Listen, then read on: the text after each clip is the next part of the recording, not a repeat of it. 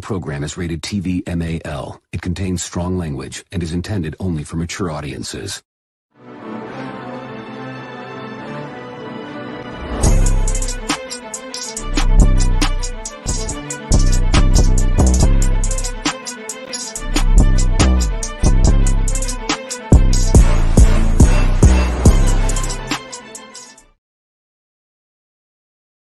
What's up, everybody? How y'all doing? This is the host from the Buzzing with Marlo podcast. And if you are new to the channel, if you are new, make sure you like, share, most importantly, subscribe. Hit that notification bell to stay in contact with all our platforms. Facebook, Twitter, Twitch, YouTube. You know all that. You know all that. Obviously, guys, y'all can catch us on all audio platforms as well, including, let me say it again, including Pandora. I don't know what happened, but they finally like me, I guess. I don't know. But guys, this is another great episode of, it's Wednesday. So you know what that means? I'm not alone. We're going to have some fun. We got a lot of things to cover. Wrestling-wise, it's been insane. Sports-wise, I don't give a damn. My team can't play out of their ass. Literally at home. I don't know what the heck just happened. I don't know if Trevor broke a toenail, a fingernail. I don't know what happened, but whatever happened, that better be fixed, because for crying out loud, they're debuting on Disney Plus Sunday in a Toy Story form to play against the Atlanta Falcons. Yes, guys, Disney is playing around with the NFL. I'm interested to see how that's going to go, but nonetheless, but my Miami Hurricanes are doing good, so I'm okay with sports right now. I'm okay. And then Damian Lillard being drafted to the Bucks. My gosh. Insane. But guys, like I said, it is commission talks. That means it's time. I got two other guys in the back waiting to get in. But first, guys, I want to say this personally. Thank every single one of y'all. Thank y'all for real. Like, with everything that's been going on, support the show, from the wrestling character, everything like that, man, I'm a little bit flustered and things. Obviously, y'all know I'm going to be on a busy schedule this week. Obviously, due to personal issues, I got some things that are coming up in the next 2 weeks. So I'm getting a lot of content going out this week and next week, just to replace those upcoming weeks that are going to be coming up. So, but thank y'all for real. I can't even say it no more. We're on the verge of Halloween coming up. Holiday time's about to start rolling in.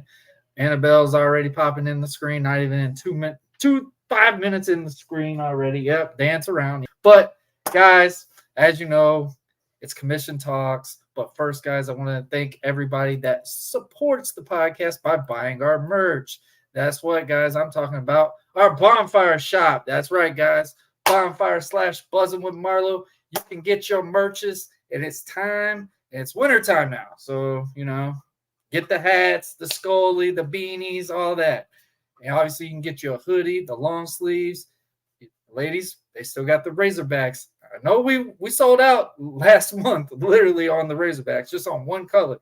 So we had to actually put a bigger order in for next one. But, guys, the Razorbacks are back. I know ladies have been requesting those. And I also want to remind everybody, the hats are gender neutral. It's not just one gender for the hats. I've had numerous emails regarding the hats. Obviously, they have the dad caps and stuff like that. Those were actually really popular recently. But like I said, guys, we got the T-shirts, we got long sleeves, we got the hoodies, V-necks, all of that, man. Also, guys, since Mr. Red, White, Blue is back, I want to thank everybody for the love and support that we're getting on that.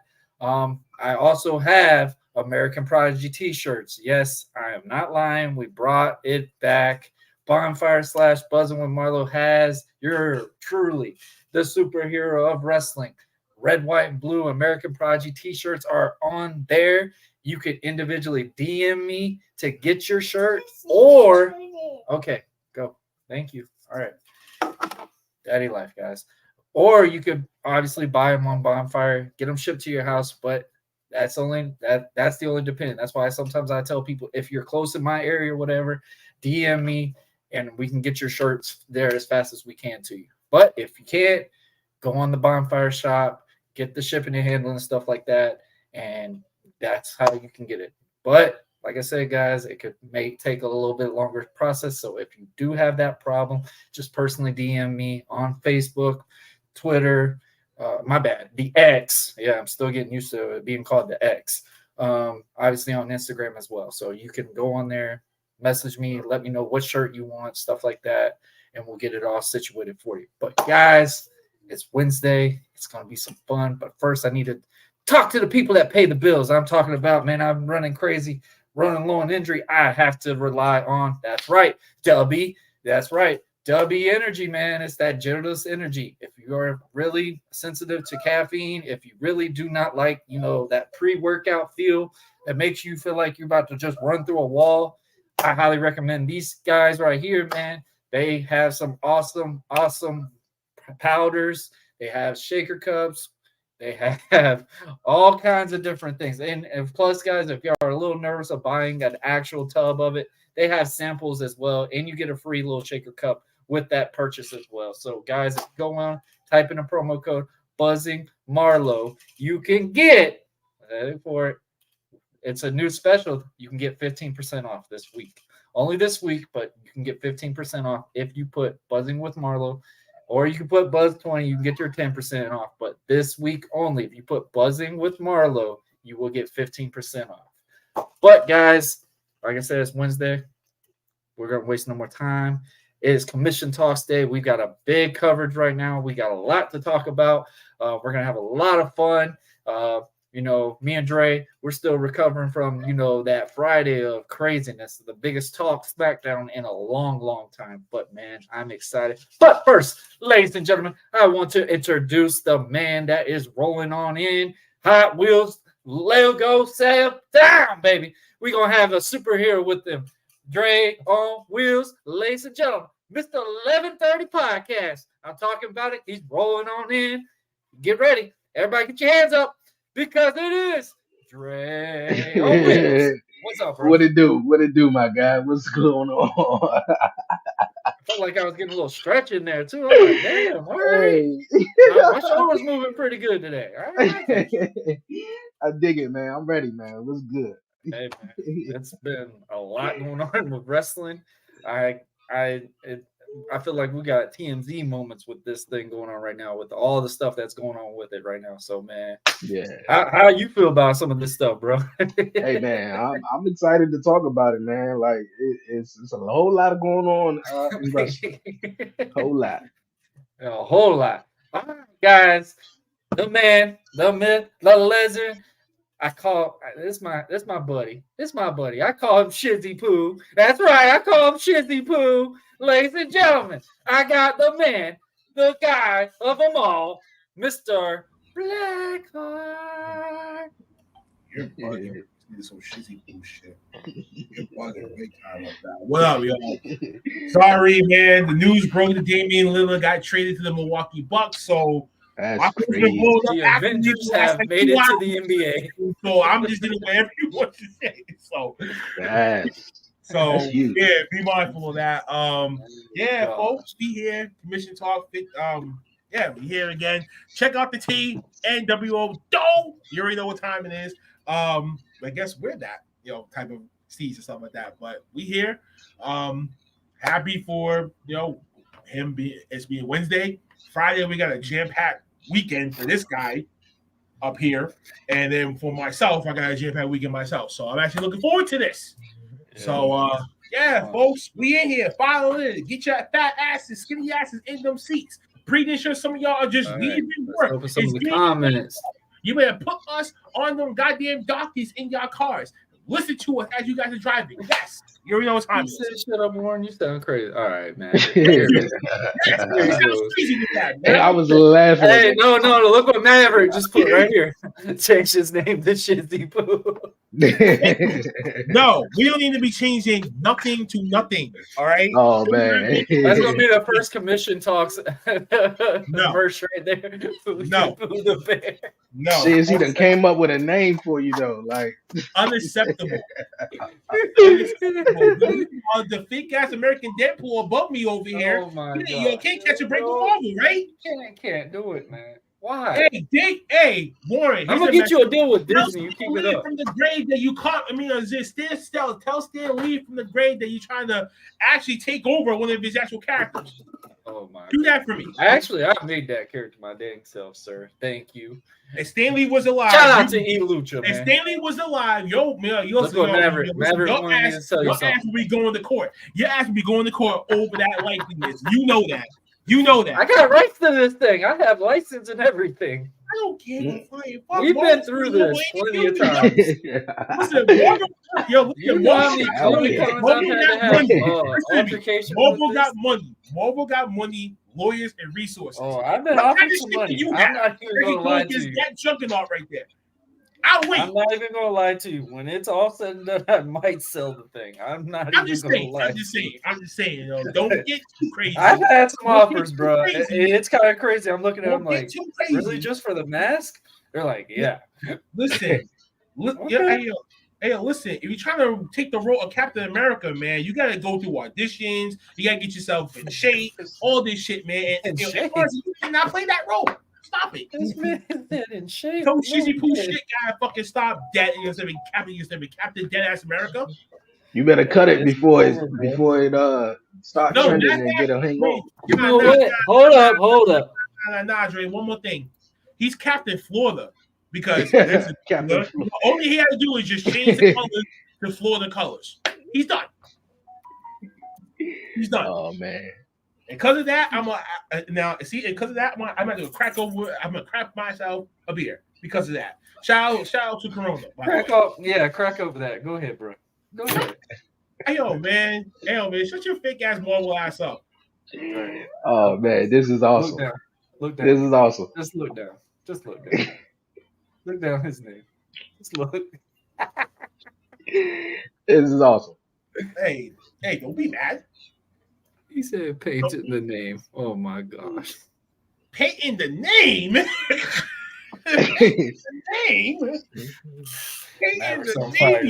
As you can tell, guys, it's Commission Talks. We about to have some fun. There's a lot of stuff that went on in wrestling. Rumors are true. The rumors are true, ladies and gentlemen. Jay has made it. Who is he? That Mr. Man bought your character? He bought your shit? Ah, shit, man. That means you can't even be the American Project no more. Damn. I bet you when that day happens, he gonna get that. But he gonna give that shit straight over to Cody. You gonna get it over to Cody? You don't know how many times I get asked that shit, bro. Every week. That could happen. No lies. He is the American Nightmare. You are the American Prodigy. They can't have two American people on that stable, so someone gonna have to go. We have been in a ring together. I will repeat that. Get his ass. You don't know how many times that does come up at shows too. Like literally, like, hey man, you remind me of Cody, and I'm like, yep, this is where wrestling is getting to every time now. I'm like, Cody got the ideas from somebody similar, but I'm getting referred to him now, so it's like whatever. It sounds like to me, Captain America was a great influence in both y'all lives. I'm just going to say Commission Talks in the next 10 minutes. All right. It's Wednesday, man. Yo, let him know, man. Let him know. Hey, but we got a lot of fun going on, man. Obviously, busy week. Friday, my goodness.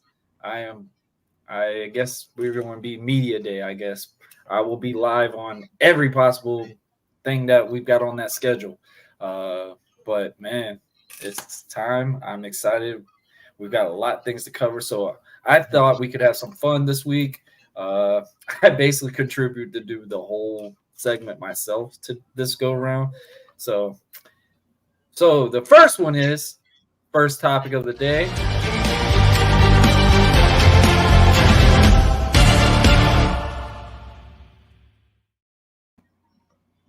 I mean by what if, guys, is simply what was built up, obviously, from SmackDown just recently, and I've actually thought about this idea for a while.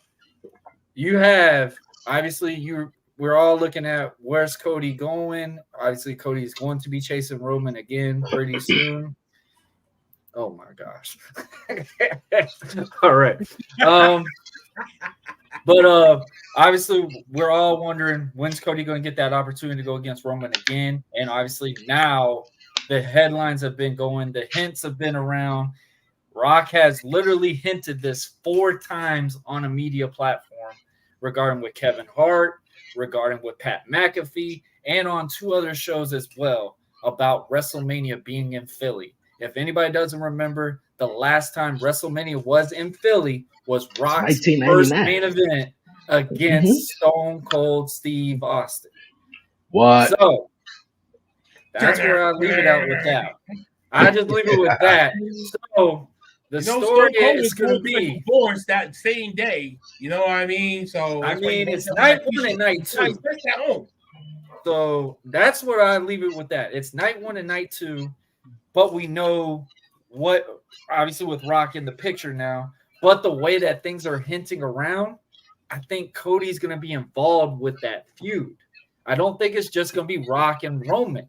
Now, we've been wondering how's Cody going to go against Roman, because obviously everybody's like adamant, like, hey, if Rock is facing Roman, we don't want it for the title. Obviously, if Rock is facing Roman, Rock is putting Roman over, unless if they're doing it a different way. But I see it as something like this. If you do Cody in a triple threat with them, I think that benefits him in a way too, because you're beating 2 colossals in wrestling, in my opinion. Don't y'all agree?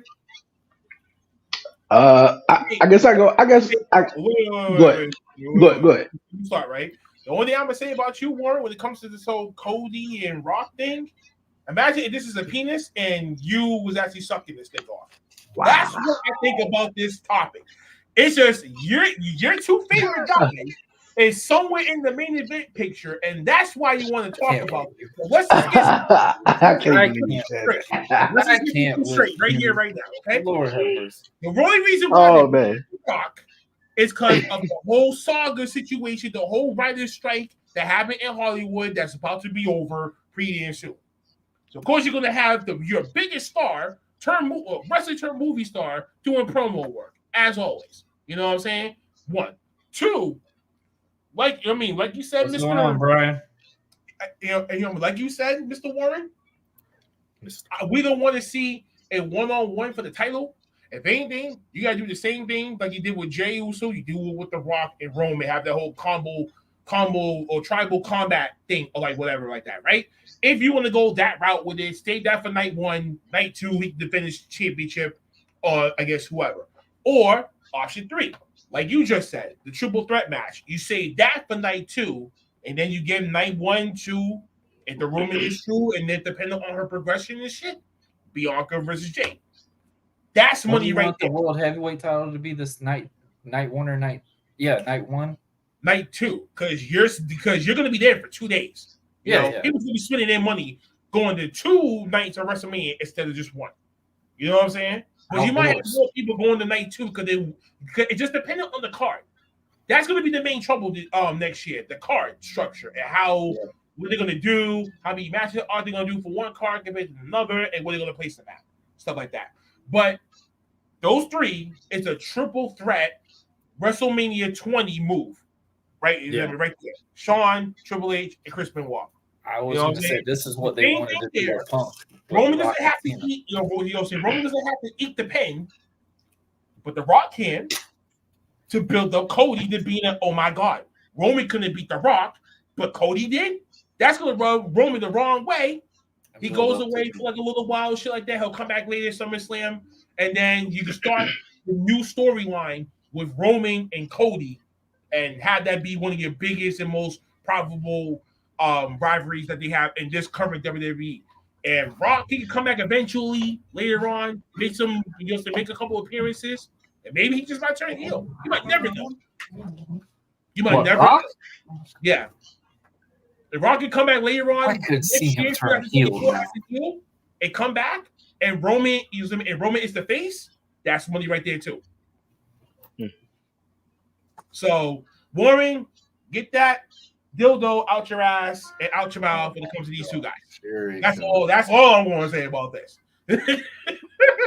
No, I'm just saying it's a good concept because obviously the main event. So where would you put Cody in this main event? Because yes, the dude earned it. He's supposed to be in this damn thing.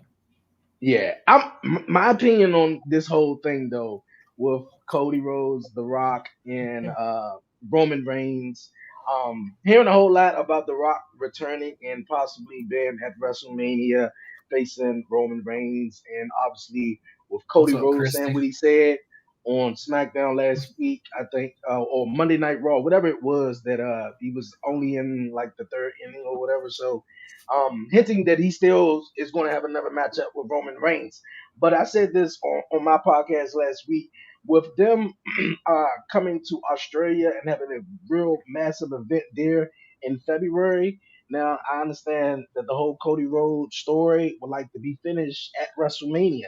And my idea, I would have had Cody Rhodes face Roman Reigns at the Australia event. And, Cody Rhodes win the title there. But if they wind up doing... Say it again? How would you get him to do that? Because obviously they still haven't announced the SmackDown thing yet. Well, they already did the whole, Jey Uso coming over to Monday Night Raw and is somebody going to SmackDown, and all of this was because of Cody. So Roman could, when he comes back somehow and still gets angry that the fact that Cody Rhodes, the guy that he beat at WrestleMania, took, main event Jey Uso and put him over on Monday Night Raw. So he's going to want sort of, Jay to come back or try to get Jay back. And I think that's where the story is already, that's the beginning of it right there with Cody putting Jay over on Raw, and Cody is the reason. But I would have Roman versus Cody at that. Cody wins the championship, and then you go into WrestleMania where The Rock and Roman Reigns does not need the title whatsoever, and Roman Reigns goes over. I can't see The Rock winning. It really wouldn't make sense for him to win. But obviously, I'm a huge Rock fan, but I'm looking at the business wise. I think Roman Reigns would definitely win. Now, if you guys doing the whole 2-night thing, maybe Roman take on Cody the first night, which I don't think so, because you got 2 nights and a lot of superstars. So the triple threat match is a possible. What they did, I think it was WrestleMania 37. With Daniel Bryan, Edge, and Roman, when I think it was just supposed to be Roman and Edge. No, not that one. No, you talking about the one in New Orleans. The one, the first WrestleMania back after the pandemic. Yeah, Tampa. Yeah, where Daniel Bryan. 20, you do that, Yeah, that too. Yeah, that also too. Have him pin The Rock. Don't have him pin Roman. Save that shit. Save round two for much later down the line. But you would want Cody to pin Roman. That's the whole demographic. But listen though. But that's the whole thing. Roman can say, "You never beaten me. You beaten my family, who's technically a nobody because he's in and out of the industry and shit like that." The way that they can. But I think they can flip it. They can flip it to make it seem like Cody is taking over Roman's role as a locker room leader, as Roman is not there. Cody's there every week doing what a locker room leader does. He's going to feel some type of way about that. So when he does come back, he doesn't want to smack around Cody just because he's trying to take my spot, even though I hold this, and without this, you can never be nothing. They could. And how come you would just put themselves in a hard thing? Because obviously we see the story. I'm not trying to include Cody. Be like, listen, the company is trying to push Cody. You know what I'm saying? And then more importantly, your boy right here, as I said about this beer can, this beer bottle, and his mouth being all over it, and this is Cody and Rock. He's drinking this one guy in there and one fucking go. You know that. Most of these people are saying LA Knight should be a champion. I don't see that anytime soon. I can see him coming over to Monday Night Raw, winning the title, but from Seth Rollins, because it's a lot of guys who could win the World Heavyweight Championship and that'd be good contenders. But I don't think no one is coming close to the Universal WWE Championship than Cody Rhodes right now, or AJ Styles, who got a matchup with him at Crown Jewels. But I don't think that's a threat neither. But of course, Cody Rhodes has this story and has everyone behind him that he got to finish the story. Which some way down the line, I think he will finish the story. But if you ask me, so, Cody, Rock, Roman triple threat, I mean, it's a good story they could tell, and also some good aftermath that could lead following that. But I mean, we all know that Cody Rhodes is going to win. Like he just have to finish the story in that aspect. But I mean, Rock versus Roman. I mean, I think that's blockbuster. That's a big matchup. People would just spend their whole check just to see that matchup and just be glued to the TV. So And I'm what if not, they? So what if they don't announce their main event?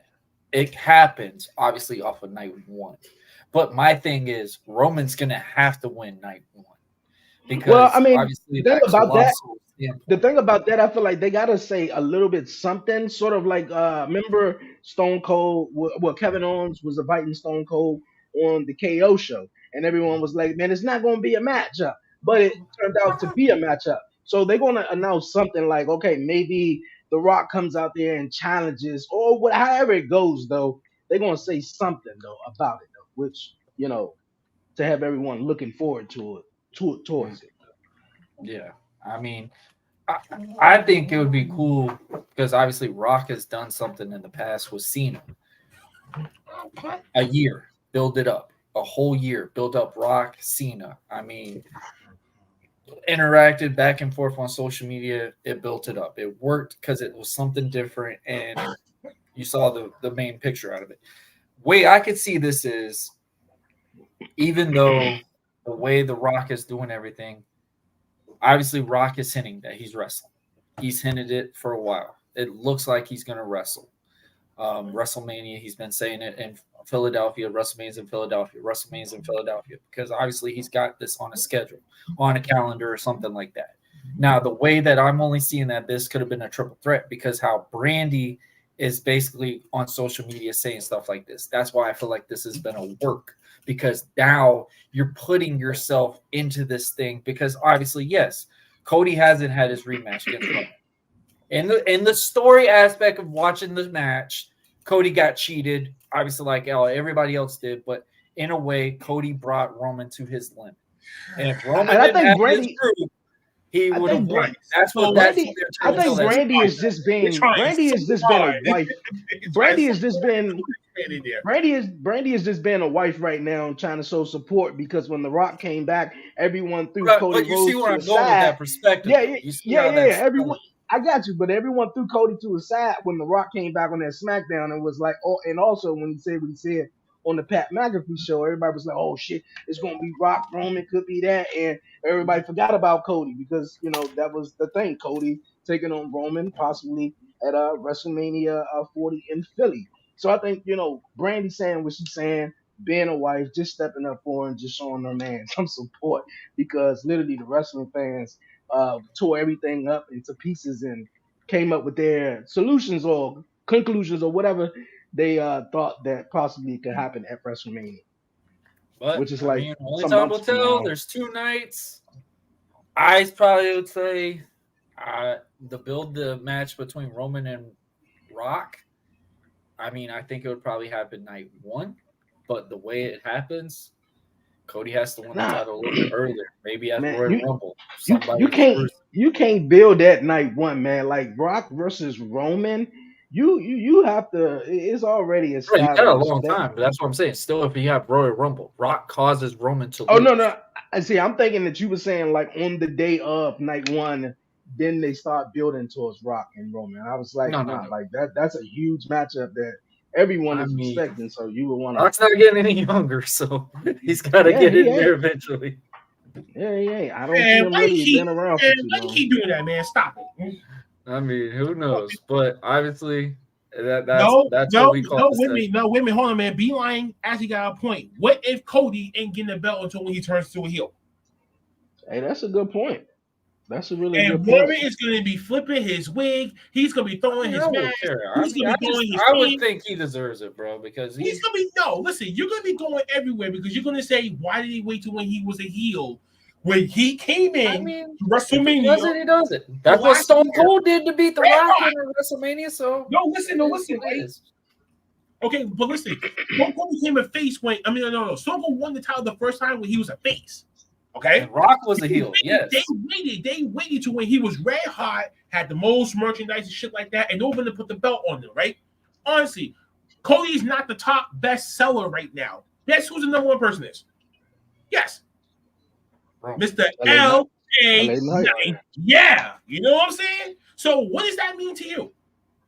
And LA is a baby face now. Can't have two top stars, you know what I'm saying, battling for the same fucking spot. You mean you're going to need someone on the opposite side to be that heel. American Nightmare, bring up the Nightmare part in Cody. And then LA Knight and Cody have that rivalry. Then you can take the belt off him, and then you know what I'm saying, you have the program to go on for the ages. For the new generation of WWE fans. What about that? If Cody wins the title, he's only going to have it for like minimum 3 or 4 Let those motherfuckers know. Thank you, Beeline. Yo, reach out to me, my G. Yeah, you know what I'm talking about. You know what I'm talking about, yo. Yeah, Beeline is very opinionated on not having Cody Rhodes being in the title picture because I don't know. To me, for Cody Rhodes though, I like that he came over to AEW. I like what he did prior to coming over in WWE, but now that he's here, I wanna see him do something really impactful.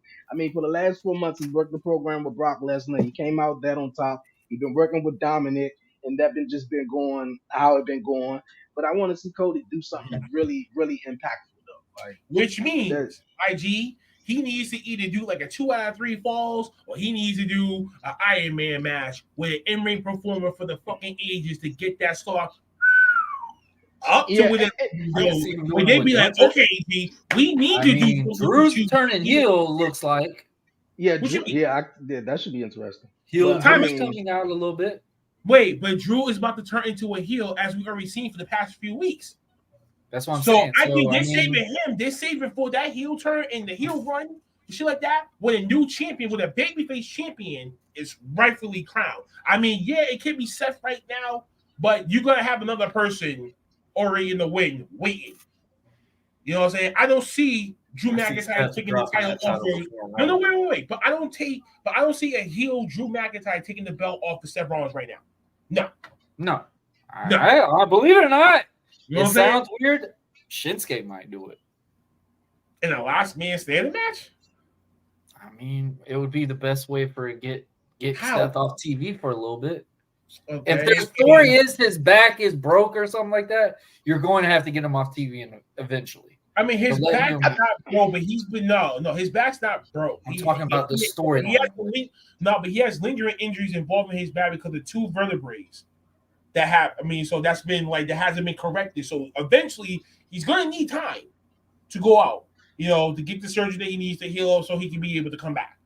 That's already going to be it. But do you want to say, I dropped the title to Shinsuke, and he's going to be one of those guys that's going to carry it on Raw? But the way he's doing right now, if you get him a mouthpiece, that's what I was about to say.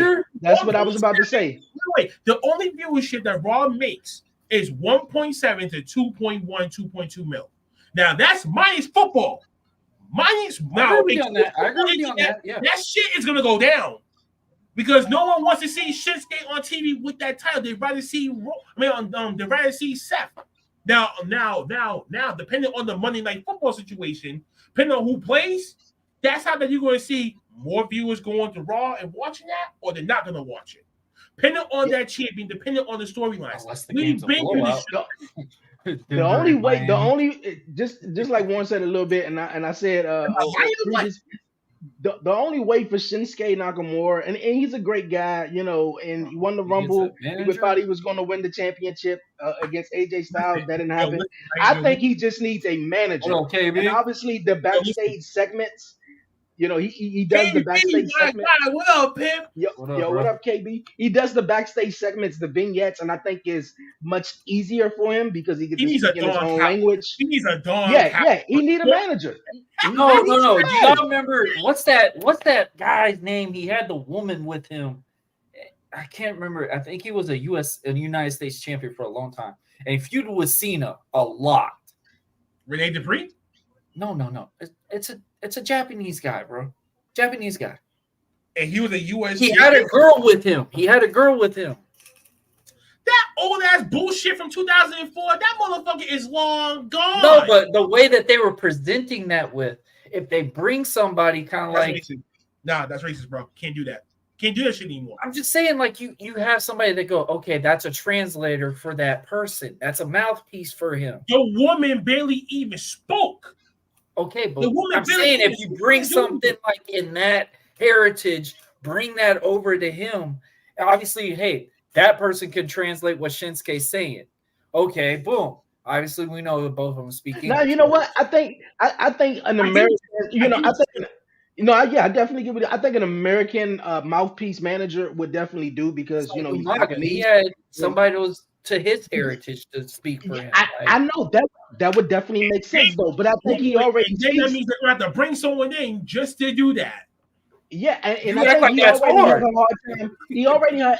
The fans sometimes have a hard time understanding him. So, I mean, I think it would an American manager, whoever it is, female, male, would do just great because Shinsuke could say what he says in his language and whatever. And then you got the guy on American who was like, that's what it is. Because a lot of people are like, okay, yeah, what?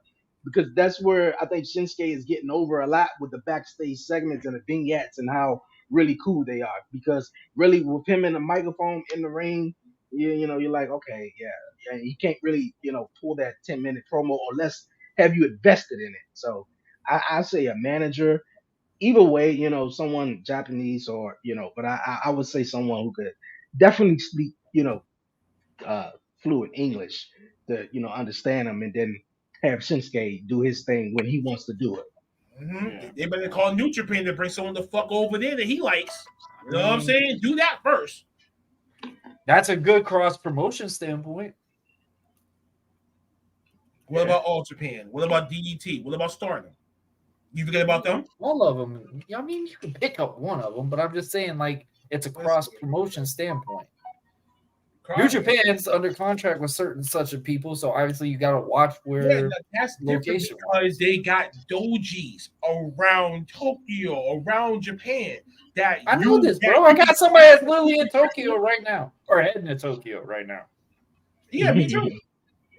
Shout out to Tyson Maddox. A big shout out to Vivian Van. Oh yeah, we talking about? No, like it was gonna be. I'm just saying, like, obviously, I know there's a lot of those promotions and stuff like that, but I'm just saying, in particular, WWE's gonna look at the biggest one. Yeah. I mean, am I lying? Am I lying? No, you are lying. Come on. All right. Come on. The glasses switch, though. Yo. Well, don't be looking at me like you a pretty motherfucker over there, are you? After he take his 3 It's Gunter, man. He's even said he don't like Walter. He don't like Look, Walter. he gonna call him by his mama. His mama gave Walter. He likes Walter. No, KB likes Walter more than Gunter. I don't know what part did you not read. I don't know what part you not fucking read. Gunter is. He's gonna be your future World Heavyweight Champion too. Believe that. He is though. Bet on that. And y'all gonna be crying up a fucking storm. I'd be like, why y'all crying for? Why y'all? I like how Gunther shows that although he's in a group of faction, he really don't need them. Look like he's gonna be in one much longer. He probably won't. And I like how he like, yo, we a group, but like if y'all mess up, dog, y'all out because I'm the Intercontinental Heavyweight Champion. Like Gunther. I love how he presents it, man. He's definitely a future. I honestly believe he's going to be the one that's going to win that next title, but I see him going to Raw or something. So you think Seth Rollins is going to hold the title all the way until WrestleMania? I still think Seth is probably going to drop by Rome before or at Rome, because that's the longest I've ever seen a babyface hold a title in a while. Excuse me? In a while?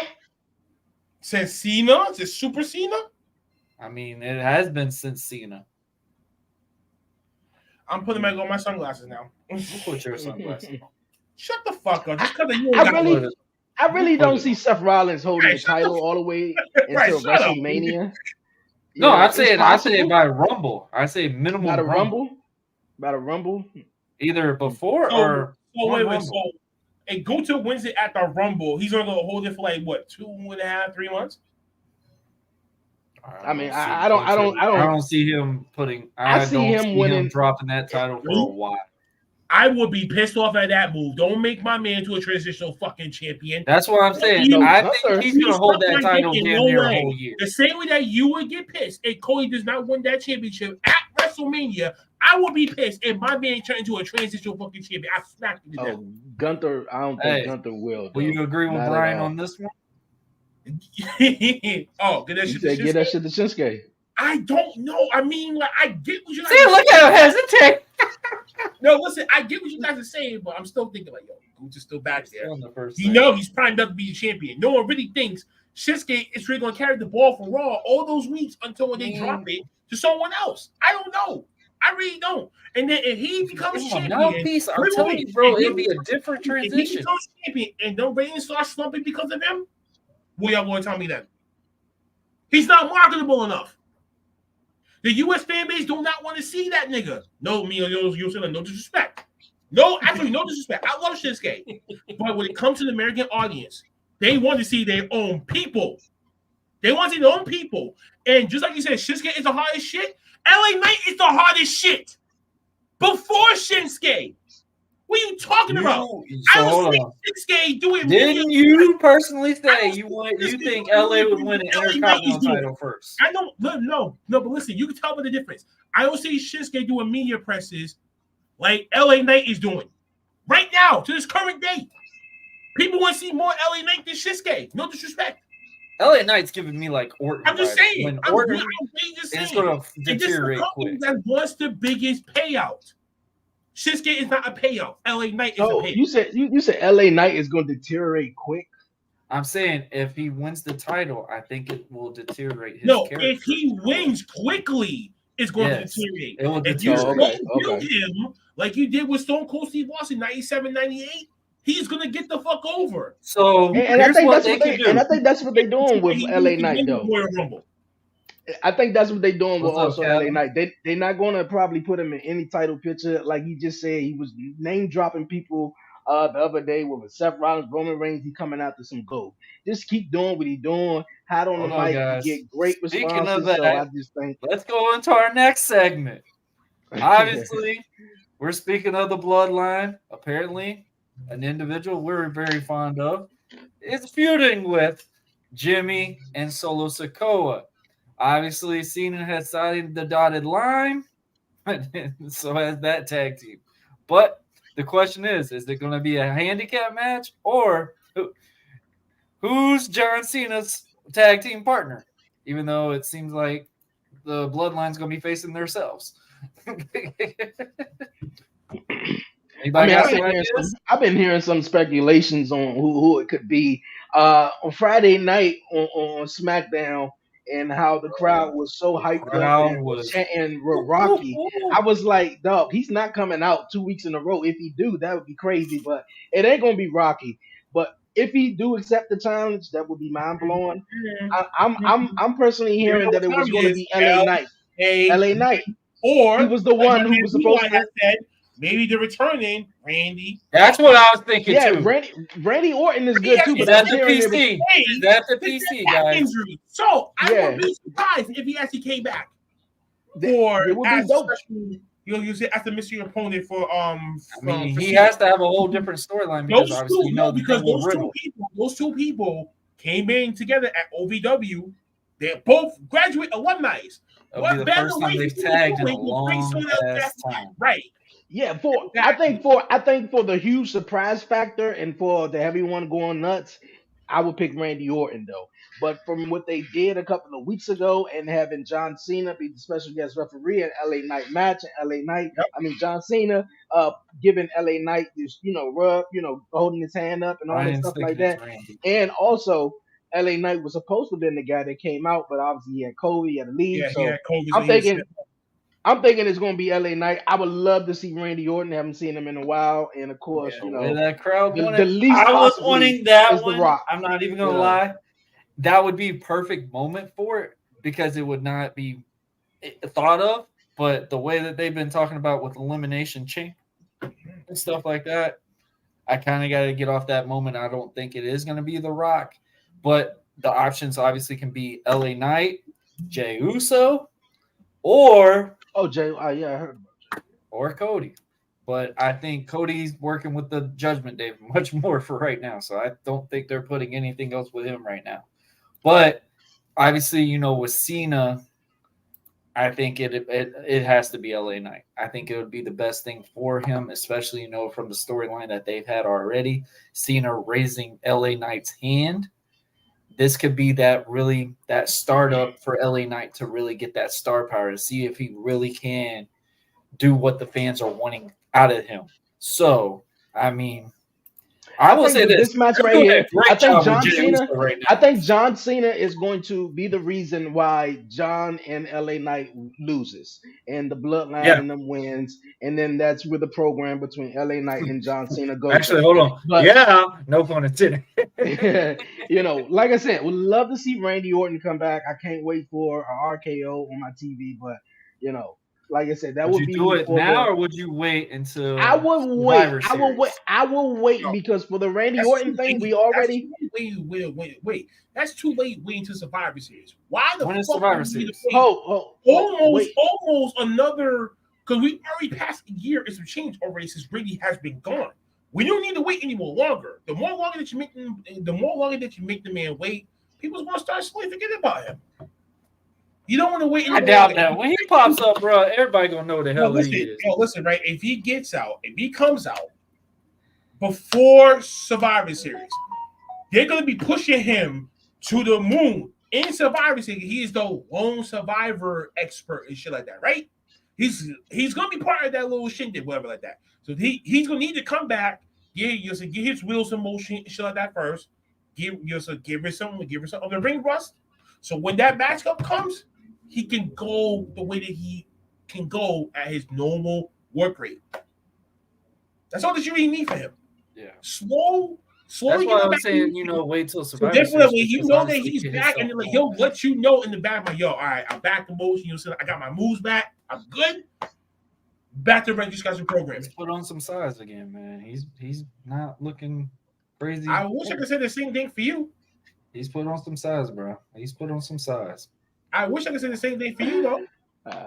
You can say what you want. I don't give a damn. Listen, man, you know about meat and bones, man. Eat some of that chunky meat. Dude, I weigh almost 200 pounds. That's the heaviest I've ever been. Don't even start. Yeah. You don't look like no fucking 200. Start with me, bro. Stop lying. Start with me. Stop lying. Don't even start with me right now. You said he looks like he's so Randy Orton in War Games, maybe. No, I say Jey Uso is going to be involved with them because the way the storyline is already going with Judgment Day, that's going to go into War Games, hands down. That's probably going to be your Survivor Series. That's Judgment Day. That's Judgment Day. Maybe Cody, Jay, Sammy, and Kevin. Yeah, Judgment Day versus all the guys. Shout out to them for that tag team match on Raw, bro. Judgment Day versus all the guys that Roman Reigns beat. I looked at that, John. I was like, well, damn, he beat Kevin in January. He beat Sammy in February. He beat Cody at WrestleMania. Talking about the winning trophies. Hey, yo, beat Jay at SummerSlam. All the fatalities. That's funny. Judgment Day faces the bloodline fatalities. Wow. That match would be sponsored by Mortal Kombat.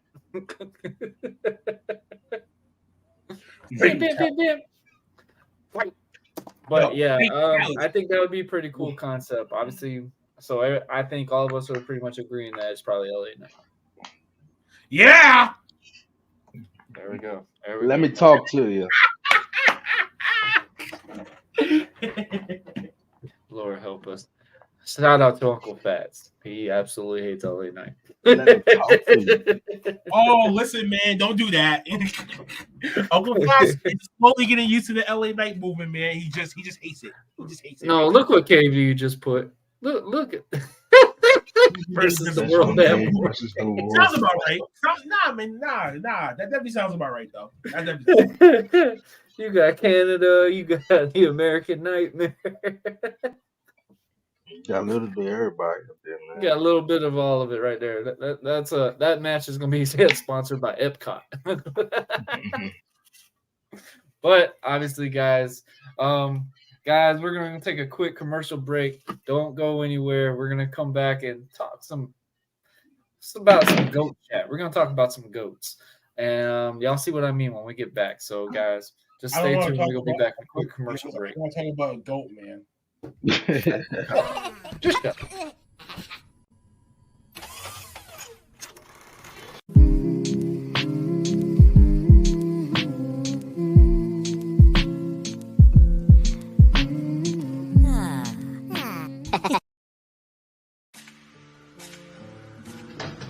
Spend time with your family?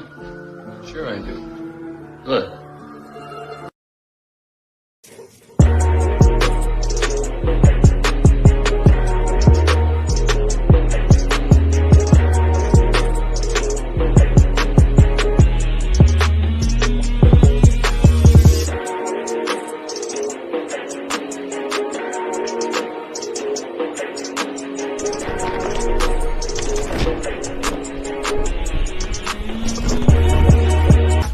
People, what's good? What's happening? What's going on? Yo, it's me, Brian B. That's right, and I'm telling you guys to head on over to YouTube today and make sure you subscribe to the Beeline Entertainment LLC. Check us out. We all over the place.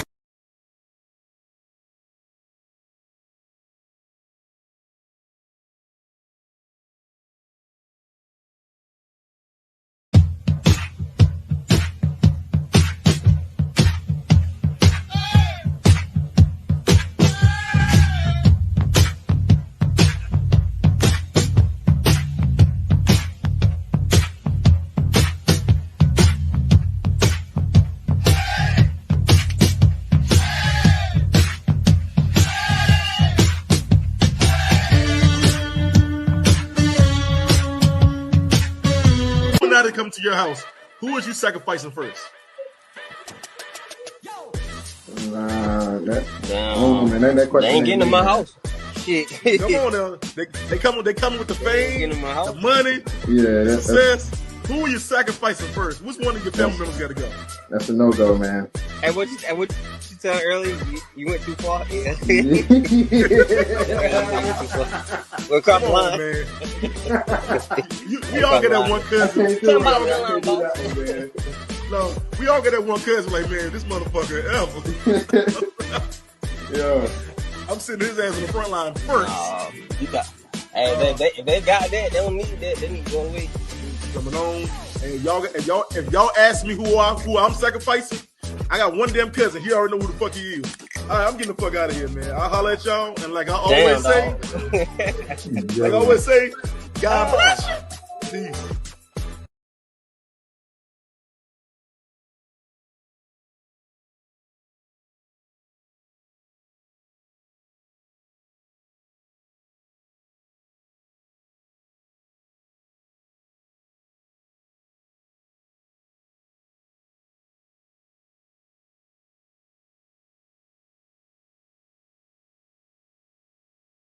That's my team.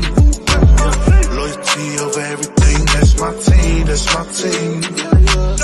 From the bottom where we grinding. That's my team. That's my team.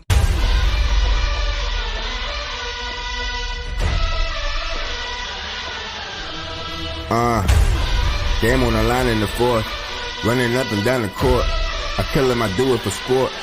Crunch time, when it's crunch time, I'm always gonna put in the work. You just keep coming up short, but somebody gotta get hurt. Crunch time, when it's crunch time, ooh, it's all about us in the end now. I ain't out here making friends now. Hit them with a turnaround if they wanna see how it pans out. I'm just trying to be a champion, trying to leave behind a legacy. MVPs in the ambience, but they champion me. I'm always gonna put in the work. I'm just trying to be a champion.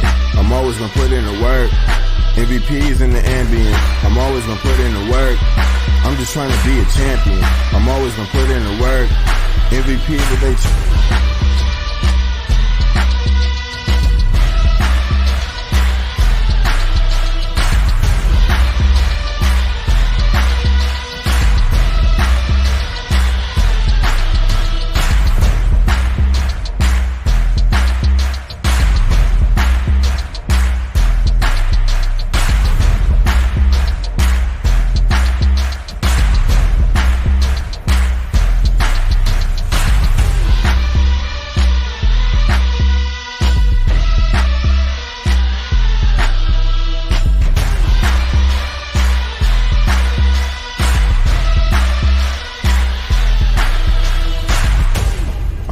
put in the work.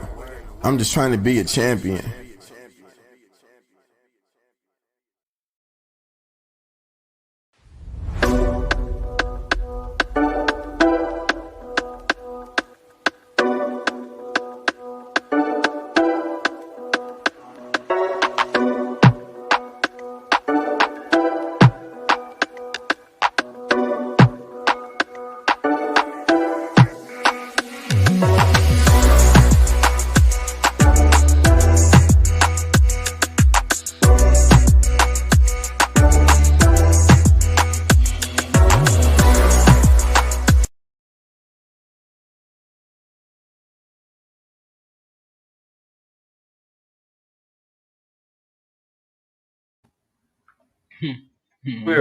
We're back. All right.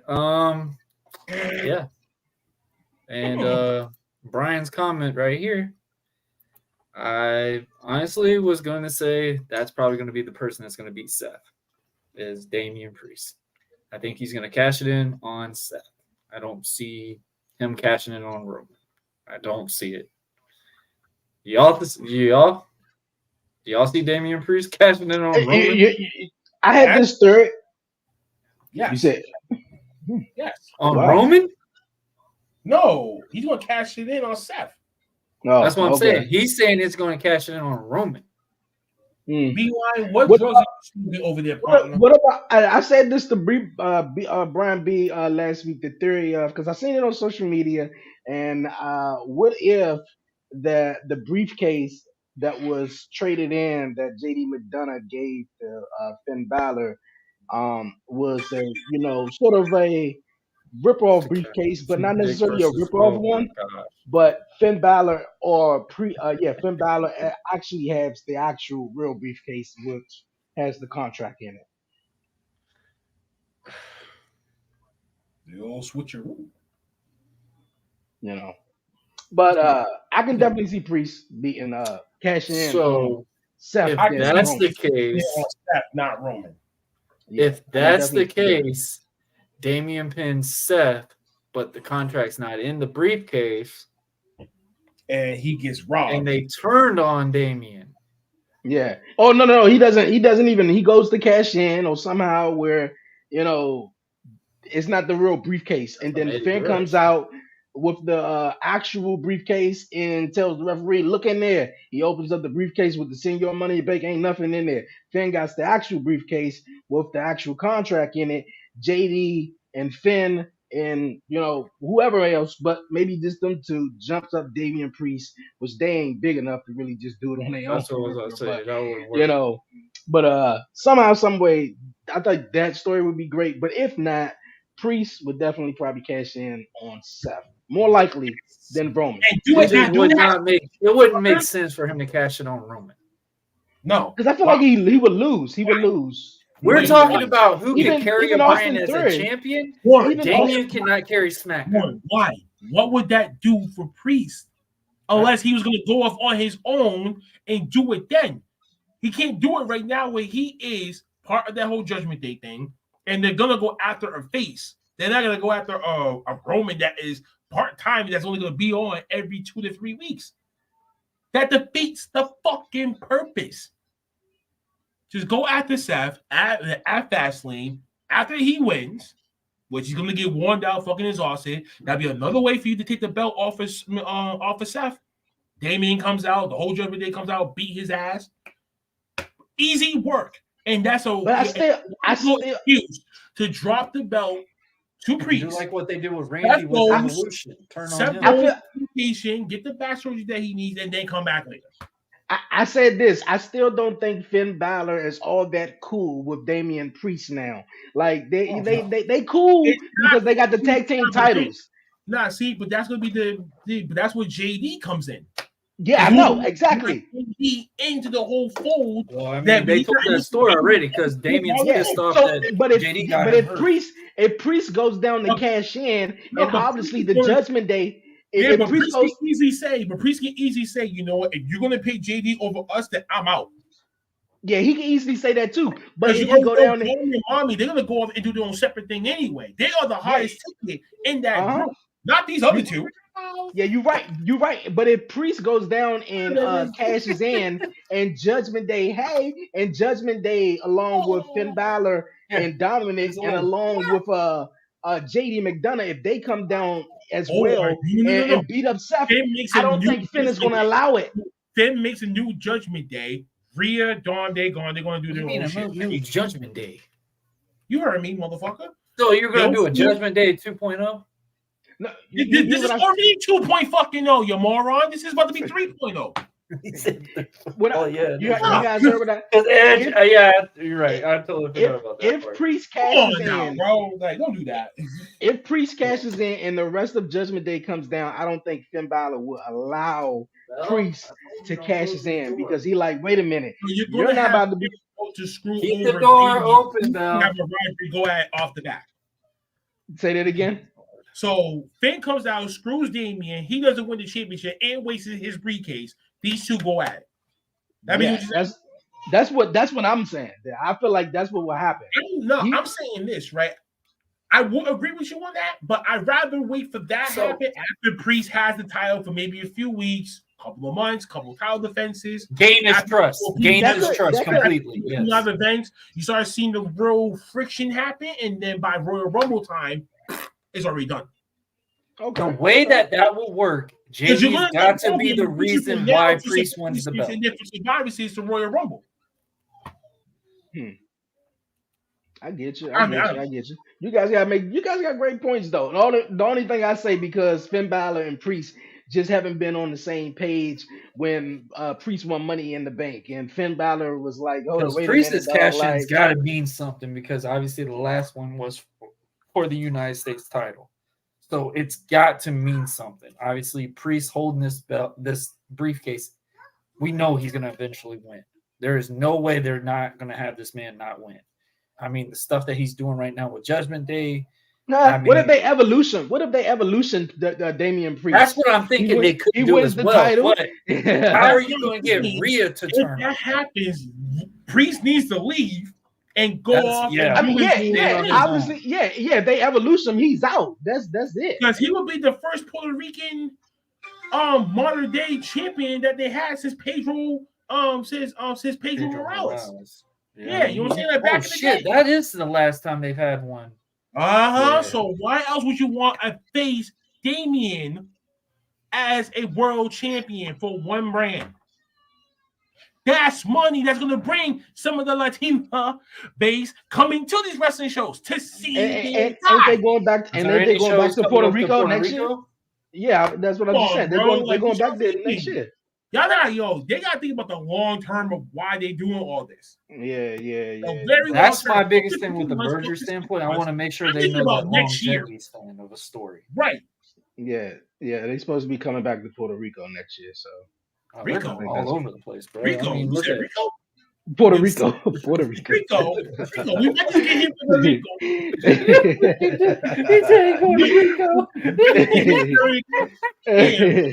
Yo, who's snitching out here? Who's snitching out here, man? Who said Rico? Yo, you said Rico. You said Rico. He couldn't even play it off. He's like, you did it, buddy. No. We're not going to get with no Rico charges, no nothing. The last Rico in WWE. No, Rico in WWE. Get me on the racketeering charge. That's all the I need to hear. Get him for Rico. If you get that nigga for Rico, the world is going to spin. I mean, you remember somebody doesn't like it, but Gender became a champion around his area. So okay, listen, that one person hates Gender and he's not here, and the other one loves Gender and he's somewhere in New York right now. Hey, I guess, but obviously, guys, we got another segment coming up, and that segment is called. We have, God damn it. We only did one. That was one. Yeah. Who's the GOAT? No, we did two. No, we did two. The John Cena question, the mystery partner. Who's the GOAT of every promotion's best wrestler? And why the hell did you take this from my man Wrestling with Andy for, bro? Why did you take that cover from my man Wrestling with Andy, bro? I know that shit. Change the Cena. Cena was green, damn it. Man. Cena was green. Stop it. Shout out to Wrestling with Andy, man. Cause I recognize your shit from anywhere. Trust me on that. I just Googled it, took off the copyright, and there we go. And I put, Wrestling with Andy, contact me. I put yellow Cena, not green Cena, because it was green. Yeah, see, he's yellow. He never wore that. So he's a bumblebee? It doesn't matter. Cena wears all kinds of colors. So he's a bumblebee. He's from Georgia Tech, right? I guess. I guess Cena's rocking. It's better than rocking the damn blue and orange. Nah, Dre. What's that color that has the black and yellow bee? He could be a Steelers fan, maybe. Steelers? You talking about the Steelers, right? Or NFL or college? No, college ball. Oh man. You talking about Pitt? No, not Pitt. No, Pitt's not black and yellow, dummy. Damn, who is that? Black and yellow. No, listen, it's either Georgia Tech or one other team down south that got black and yellow colors and the symbol is a bee. I know who you're I talking can't about. think. I know who you're talking about too. I can't think of it. That's where that whole shit came from in my head. I was like, why Missouri? You bro? Missouri has black and yellow. I think it's Missouri or one other team. Kobe Weeson, what up, man? Me and you and your partner. What's up, buddy? What's up? Obviously. All right, so guys, the way that this is gonna go, you name it just from your opinion. Guys, don't get offended. It's just an opinion. Just an opinion. Our perspective. So who wants to go first? You can list it from WWE, AEW. Okay, why don't you just go and just name the company and we just say who are Okay, all right. So let's start from Ring of Honor. In my opinion, the introduction of Ring of Honor that I watched was Bryan Danielson. So I really got captivated from watching all the American Dragons matches. And, I thought it was really, really cool. Him and Samoa Joe were my two favorites from Ring of Honor. So I want to say I'm going to go with American Dragon as the GOAT for Ring of Honor. All right, who wants to go? I'll go with Samoa Joe because I wasn't tuning into Ring of Honor when it first came out. It was a small market, and wasn't really on cable or on demand like that. You had to really go online to try to find those things. And I wasn't hanging around the wrestling friends when I was like 11 or 12. I was the only one. So it's only either WWE, a little bit of TNA, or nothing the fuck else where you have like a normal life anyway.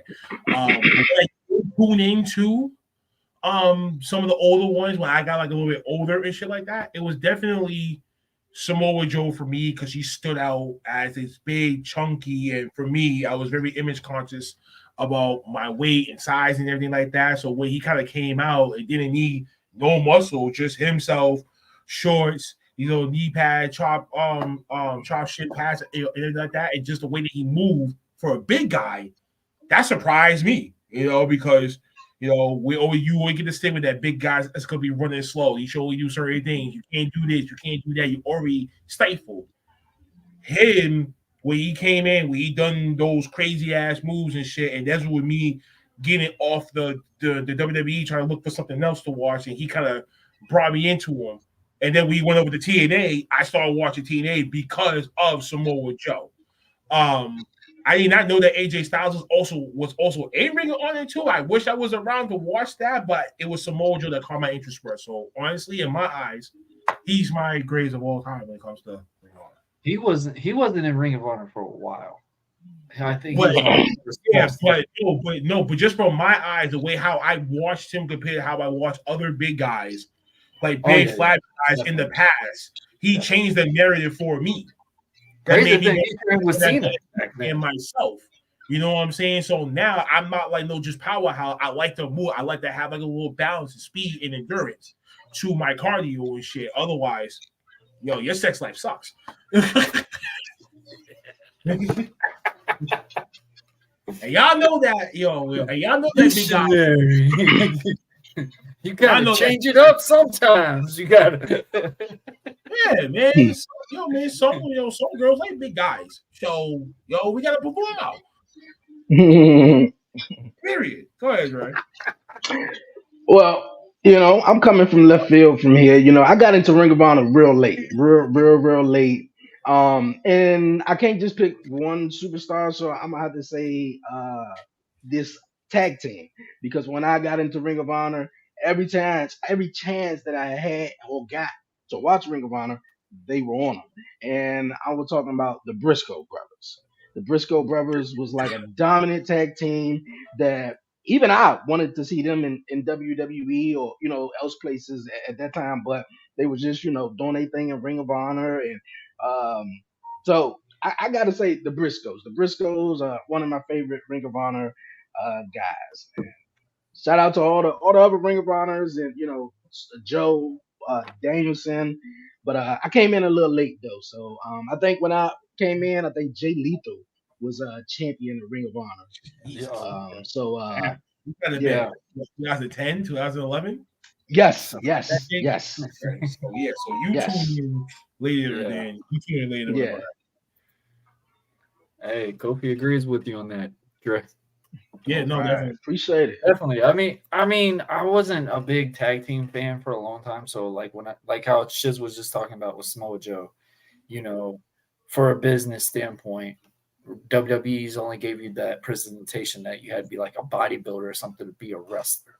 And me seeing guys like Bryan Danielson, Austin Aries, AJ Styles, when I got to see him on independent promotion. The only reason why, I'm sorry to kind of do that. Only reason why I didn't say Bryan Danielson at first, because when I did look at him, I kind of reimagined the Kurt Angle and Chris Benoit. And I was just what? Their sharpshooter technical style is just fine because people are going to be interested in that shit and they're going to want to follow that. So I believed in that from Bret Hart to Owen Hart to where we at now. So I'm a big technical wrestling, like chain wrestling, like you do your shit, go by your craft, and you're in the ring. I am a huge fan. So when it came to Bryan Danielson, I kind of knew that we was in the right place when it came to him. That's why I didn't pick him. You knew he was gonna go somewhere bigger. Yeah, you knew that he was gonna go somewhere. And that's why I said, that's Chris Benoit, that's Eddie Guerrero, that's Dean Malenko, that's you see shades in his overall performances. And then you'd be like, okay. Yeah, I agree. They said Jay's another guy. Are you talking about Lethal? Kofi? Probably, yeah. Yeah. I would have agreed with it, but it's just like, it was like the early, I'm talking about like Ring of Honor, like first starting out. The guys that started this company, I would never praise his name, but he is one of the main marquee ones. Punk, Samoa Joe, Bryan Danielson, Nigel McGuinness. And most definitely. Yeah, those the OGs of Ring of Honor. Those are the legitimate guys that I'm saying. Christopher Daniels and stuff like that. Even though I would put Christopher Daniels, when I really got to introduce with him was watching TNA. Like those were my introductions, is that whole X division coming up from Ring of Honor going up to TNA. So that's my thing with that differential thing with it. But all right, so we're all saying Shizz has got Samoa Joe, Dre's got the Briscoe brothers, and I have Bryan Danielson for the Ring of Honor. All right, guys. New Japan Pro Wrestling. Who y'all got? Who wants to go first? I think I just go first. I think I'm gonna have to pass on it because I'm not. I really don't know who. I'm real back and forth with New Japan, and the same thing coming in late with New Japan Pro Wrestling, but hearing a lot of guys who come from there, so I'm gonna have to pass on New Japan. Okay. All right, Blackheart. Hiroshi Tanahashi. Obviously. That's by default. Yeah. That's the John Cena of New Japan. A little clear. I remember when I got into wrestling, shout out to Tyson Maddox.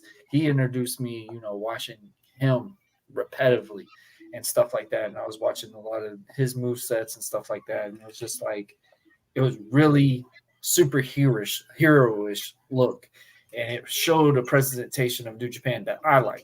I know a lot of people would have said, "Oh man, how dare you not say Kenny Omega or Shinsuke Nakamura?" I didn't really know much of them at that time in that era, so I'm not going to sit here and try to be a hypocrite and go, "Oh, I watched those guys in New Japan." I did. The first Kenny Omega match I watched was when he wrestled Chris Jericho. That was the first introduction I ever got of Kenny Omega. And then obviously, Shinsuke Nakamura, not gonna lie to y'all, my first introduction was when he went to NXT and faced Sami Zayn, and I was hooked on just the presentation that he was bringing out. I was amazed by the Michael Jackson-esque that he was bringing to this character, and the dancing and just the movement, the song, everything was like just really that revolutionized that NXT platform for that moment. So, like, that's the only reason why I won't say New Japan, because I didn't watch him in New Japan or stuff like that. But obviously, I know he's been in it for a long time. But what Blackheart's in, man, that guy is literally the John Cena of New Japan. There, no ifs, ands, or buts, bro. I no lie, in New Japan they actually have soda cans with that guy on them. So no lie.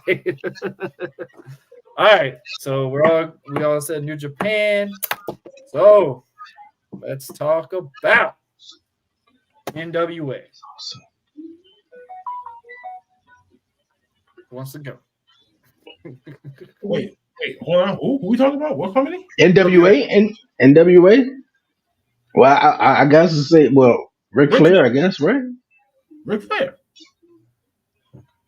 And I'm not including WCW. I'm only including the NWA from where it ran to where it stopped. Hey, man. Ric Flair. He wasn't like big, but I watched everything of him.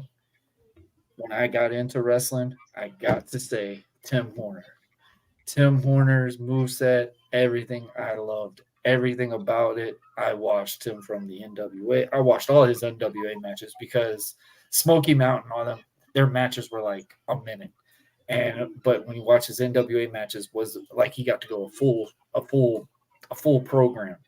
And I loved everything of what Tim Horner brought. So Tim Horner is gonna be mine.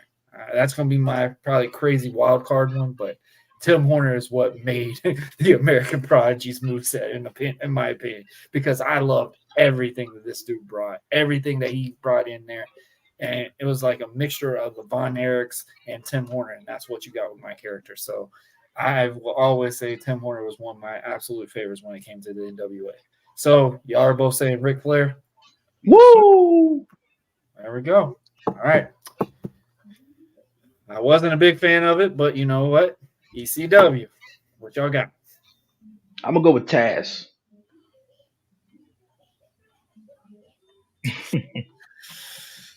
For me, it's between Tommy Dreamer and Rob Van Dam.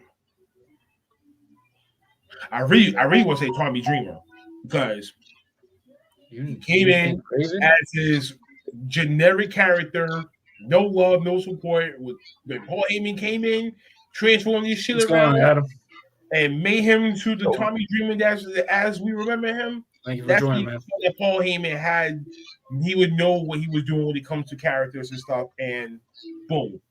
And Tommy Dreamer is still relevant to this very day.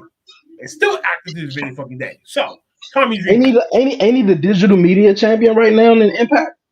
I think he is. Yeah, that's dope. Dope. Yeah, I say Taz, man. I really want the ECW. I missed the whole thing. Missed all ECW, but RVD is definitely a legend, man. But I think Taz really stood out to me, man. Just baby, I know you're in this chat, man. Let us know who yours is. That was and the way he just handled himself. The matchup, I think, was between him and Bigelow, Taz and Bigelow. I thought that was awesome. Watching some stuff back, but yeah, Taz stood out to me though. I like that one. Mine's got to be. I didn't see much of him in WWE, obviously the WCW stuff, but I gotta say Raven. Raven was so damn good. I think everybody loved Raven. Raven made me watch ECW. At the little stint that I watched, I loved watching Raven. So that I gotta say with that Raven was mine. All right, guys. Impact. Actually, you know what? I can't say. I gotta call it like it was. TNA.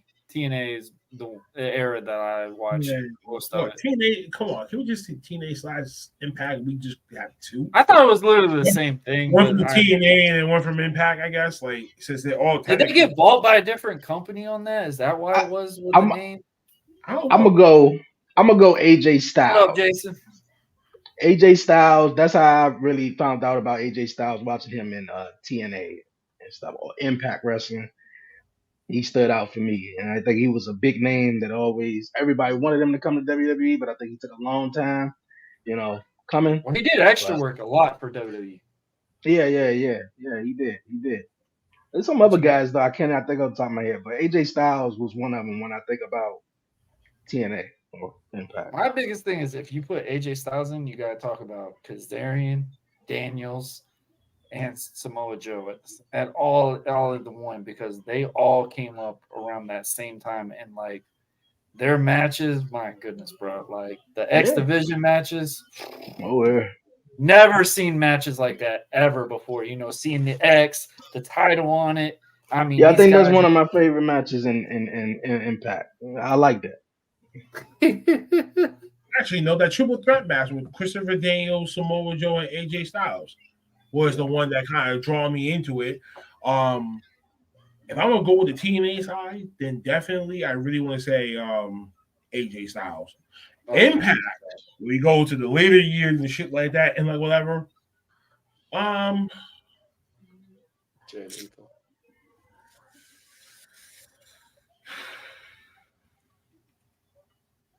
Broken Matt Hardy. I don't think I've seen that. For the Impact? Yeah. Yeah, that was later. The whole broken universe and everything. Like, he transformed his whole character around and shit. I'm like, ooh, that's interesting. And that's where he got people talking and shit like that. But, the company wasn't trying to give him that much freedom. And then trying to say like the character was all them, but he's like, nah, like that's all me. Like that's all me, my family. We came up with this whole goddamn. You had nothing to do with this. And he won that in a lawsuit. I will say Impact. I mean, I will say you watched a lot when he was that character because it was just different. And him introducing that match with. What was the match that was it with Jeff Hardy? Was that the first one that he had? The first match that he had? Yeah. I think so, yeah. Matter of fact, the Ultimate Deletion match. Yeah. The absolute, that. I like that one. And I liked how all his family was into that storyline. So I like that pick. Mine's got to be TNA, obviously AJ Styles. The next one, if it was between two others, it would have to been Kurt Angle because Kurt Angle gave you his absolute best out of his whole career. Not Kurt Angle, Perk Angle. Yeah, I was just about to say that. That was Perk Angle. That was Angle on the Percocets. He was going crazy. That was flying everywhere. Yeah, he was going crazy. Oh man, that's still crazy. But I mean, impact wise, oh, you really got to think about this, huh? I want to say James Storm, but he was more of a tag team guy, even though he did stand out a little bit. I thought of this question. This has nothing to do with the podcast, and I want to ask the question to Shizz though. What type of roll-ups you smoking? What type of roll-ups I'm smoking? Yeah. Old man Fontos. Oh, okay. Cool, the Shizzy Poo special. Yo, listen, I'm gonna be coming down to Florida, man. Don't make me come out there just to smack you. Yeah, Shizzy Poo that. Come see me. Come see me. Hey, but Impact, I'll go with Jay Lethal. I'll give him his flowers. I mean, the dude, that's really where you know him from, other than the Ring of Honor. So I gotta say, I changed the name. I told you to look down for the longest time. Everybody's been I didn't know that. I didn't know what you meant when you said that. I kept saying look down because I didn't want him to say nothing. And he's just sitting there looking at it. Because he messaged me, he gave me a big middle finger. So no. I like it. I like it. He's a team player. Terrible. All right, WCW. Goldberg. I think we all can agree to one. Sting. Yep. Yeah, It's between him and Goldberg. Sorry, I gotta go. Yeah, with Sting in the early The loyal. Sting Sting is the Bret Hart to this. Yeah. Sting taught me loyalty. He taught me loyalty. You stay with one. Yeah, I was. Every fucking day. Yeah. I was a big fan of the Crow, so when he came in, I thought it was actually almost the same person. I missed when I first all watched of that. it. I missed all of that. I heard of Sting. I knew who he earlier was. Sting, the Hollywood Sting, the Surfer Sting, and shit The like that. superhero looking one. Shit.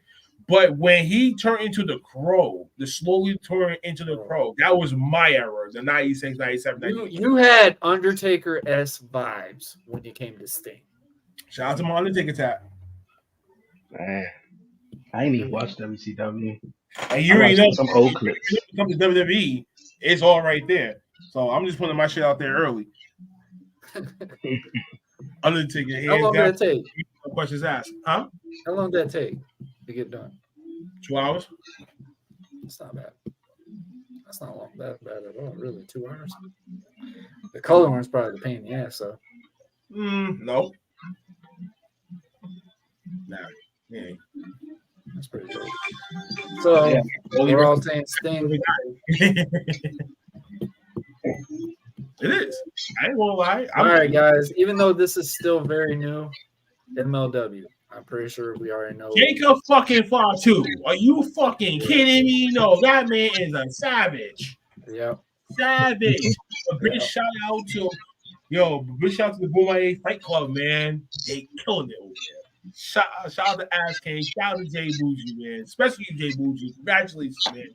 You coming up, man. You coming up. You coming up, bro. I see you. It's gonna be between Fatu and my buddy Alex King. I gotta give it to him. I mean, these dudes have literally showed representation when it comes to MLW to have people dial in. Like what we've been saying numerous times. You want to have the longevity of the future. If say like Dre's actually said it before, and what he got introduced to MLW was watching Alex Kane, watching guys like him, because that showed representation to go, hey, I want to check him out. I want to see him more and stuff like that. So I'm gonna put him in that S a little bit. He'll probably message me like it's too early for that, but I will say that he has definitely earned his flowers. I mean, I'm seeing the Boomaye thing like damn near as much as Wakanda's trending right now. Sometimes I've been messing with him on it too. Yes, I told him all I'm waiting for is the picture with him in a turtleneck with his little fanny pack. That's the one I've been waiting on. He won't do it yet for me. So we're gonna get a hashtag Alex Kane in a turtleneck pretty soon. Definitely Jacob Fatu. I gotta go. His really presence stands out of anybody that I've ever seen. Just in general, man, I was like, dog. You this look is at him, lit, you don't bro. want to mess Like, with him in a bar or something like that. That's what I like about him. So that's something I agree, and I'm pretty sure Jacob Fatu will probably be in the WWE in the near future or at a big company pretty soon. But all right, even though it's very new still, people can probably rate them still right now. AEW, who y'all got? I'm going to say Maxwell Jacob Freeman. I still think it's still early for his, but I like that pick. Yeah. It's really early for AEW all together, though. I mean, but I don't know.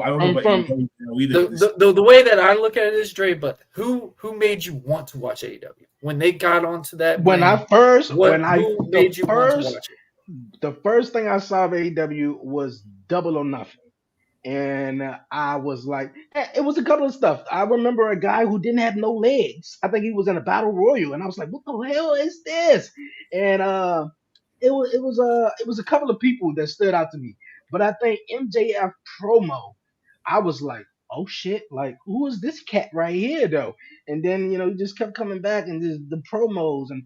I was like, okay, I like this cat. I like this guy. So MJF is the guy who really stood out to me. Not the Young Bucks or Moxley or I wouldn't even put Kenny Omega. The Young Bucks in the category, bro. I'm sorry.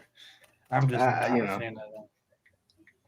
They talented guys, but it's just nothing about them that was like, but I want to say Yeah, Blackheart. Jesus, man, I don't know. I mean, it's still early. I mean, the person that really wanted to make me like go and watch it at first was Kenny Omega. And I was hearing like the rumor about him and stuff like that coming into the play, leaving New Japan. Why would he do that? Blah blah blah. All the other people I didn't really know about, so I had to do research or some shit like that, and realizing like this was just like a mixed clutter of different people that was either like not doing that much or was doing indie shows or other promotions like that, whatever, and would just say it was just like, you know what, fuck it, man, we got the talent, we got the money, let's just do this thing. And Kenny Omega was really like that projected star that was going to be like, he's going to be the reason why that you're going to look like this company of All Elite Wrestling. He represents the All Elite Wrestling. If you think about AEW, the first person that you just might think about is Kenny Omega, MJF, John Moxley, because John Moxley came in that doubled up to the very first pay-per-view, very first like legitimate pay-per-view, and made an impact there. But for me, honestly, it would have to be Kenny. Honestly, it would have to be Kenny just because just his style I wasn't used to.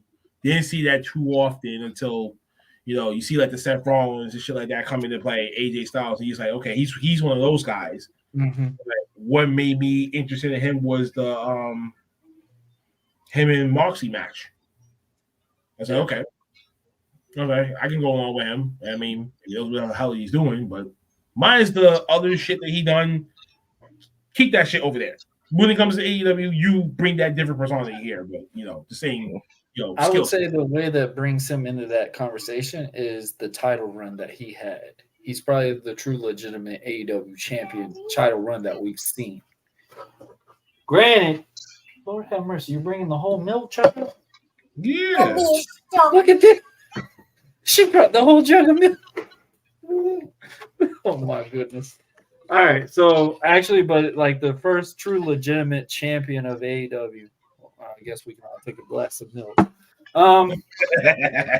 Literally, look, she brought this whole thing in here. Like, literally brought it to me. Goes, I'm strong. Okay. She sees me carrying this all over the place, so she's, I guess, got to carry the milk jug. But oh. But the true legitimate champion for AEW, I think, obviously, was Kenny Omega. I'm upset that I would have said Hangman Adam Page if he had a great title run. He could have been in that conversation to really get somebody to really want to watch the show.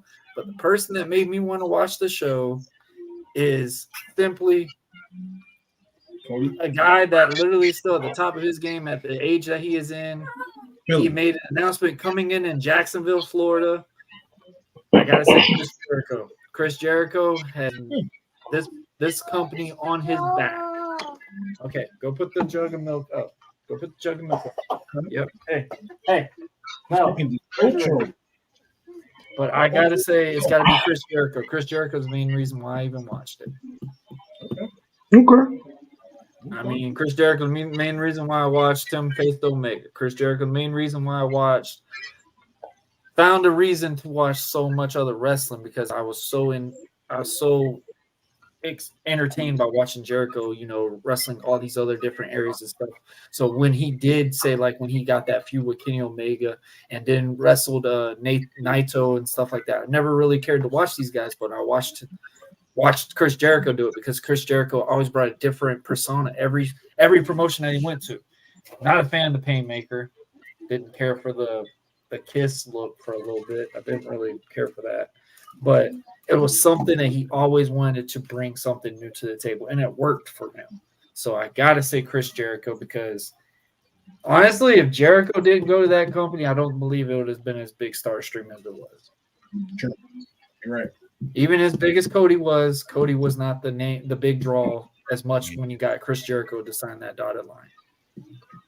Because you saw how crazy Tony was when he made that announcement in Jacksonville. Granted, SmackDown was literally the exact same night, so it was kind of a friction between not even literally a walk away from where the territories were. So that was an interesting night itself, all in general, because everybody's getting notifications on the phone while Seth Rollins was facing, I think it was facing Kevin Owens or something like that. You sure remember that? I was at the building, so yeah. So and everybody's getting comments like, "Oh my gosh, Chris Jericho's in Jacksonville. You know, signed with AEW." Da da da da. Like people were coming from the AEW platform, going over to the WWE thing. With actually, they were told they couldn't wear the AEW shirts at first because it got too chaotic. Like they were trying to jump WWE fans and stuff. So yeah, it was a night. But I gotta say, Chris Jericho. Chris Jericho is the main reason why I even watched it. All right, guys, the E, the E. What? I already said my shit. So We already know yours. What you got, Dre? Shut your. I mean, of course, Of course, you know, my bias, you know, opinion, I'm gonna say The Rock, you know, but I mean, it's just I don't know, Trey, man. Like, because you might actually pick his favorite, which you already did. yeah, you know, like The Rock is my favorite and greatest of all time. Like but it's that. just so many people. Gotta Like be on that type of team. I look at certain things like, you know, who, you know, had a lot of WrestleMania main events, and obviously the Undertaker, you know, going what 20, 22, whatever the streak was, you know, having that long dominant streak. You had John Cena, who was like one of the longest active like guys, you know, in the company, who didn't get injured and had to leave to Hollywood and or for injury. And then you got Roman Reigns, who's like crashing records of title reigns that haven't been broken in like so many years. And he's like I think #1 guy who made it been at like most WrestleManias. But I'm just gotta go with The Rock though. Just gotta go with The Rock. I just thought I had to say that though. It's so many that you could choose from. Yeah, I mean, obviously, most fan bases are gonna say Stone Cold. I'm with Dre. I would have always said The Rock, but I gotta say the guy that really kept WWE going. Nobody could believe WWE could continue in a star power-esque when The Rock, Austin, and all them left. Yeah, I gotta go with John Cena. I'm going with John Cena because John Cena had the WWE when it was at its absolute worst and still made you watch this product. I mean, am I lying though? Like, I'm looking at it as a perspective. Like, Cena did have the toughest time for wrestling fans because Cena was in when it was that social media was starting to come in, where fans were starting to believe all the behind the scenes, you seeing all these things. Cena came in with a whole different persona for a while, brought something new to the table. We all believed we were all supposed to believe it was Randy Orton or Batista or Brock Lesnar. These guys were going to take us to the stars and run with it. But John Cena just stood out of everybody, which he was not even supposed to be anything at that time. So I gotta go with Cena. Cena's had the best character when it comes to WWE, like best run wise. You can't go wrong with it. Cena's had the best run. So I gotta say John Cena because John Cena still kept this boat floating when WWE was really struggling. And this is how your whole American Deadpool gimmick got started. Here we go.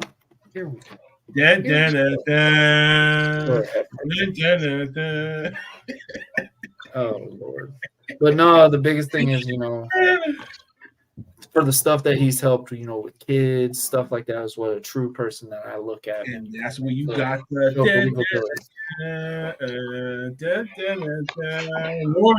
right. There it is. That's our goats, guys. If y'all have some, label them down. Let us know in the comments. Like I said, it's our opinions. Blackheart said Undertaker. Warren tried to grow up wearing them jerseys and shit with the short jean shorts and shit like that. Was it probably some DC sneakers and shit like that? And a snapback. Because imagine wearing back then, bro. I can't imagine. I wore the Kareems. I wore the Kareems black and white. That's hilarious. Huh? That's hilarious, bro. I can just imagine. I had the chain gang jersey. Oh my god! Let's say, hey, Jason agrees too. He carried the company for years. Yeah. I though, but don't be like this guy trying to go around with the chain gang jerseys or other shit like that. I didn't do that. Sure, I had the CD, but that's all the fuck I had. That yo, so that Yeah, was what?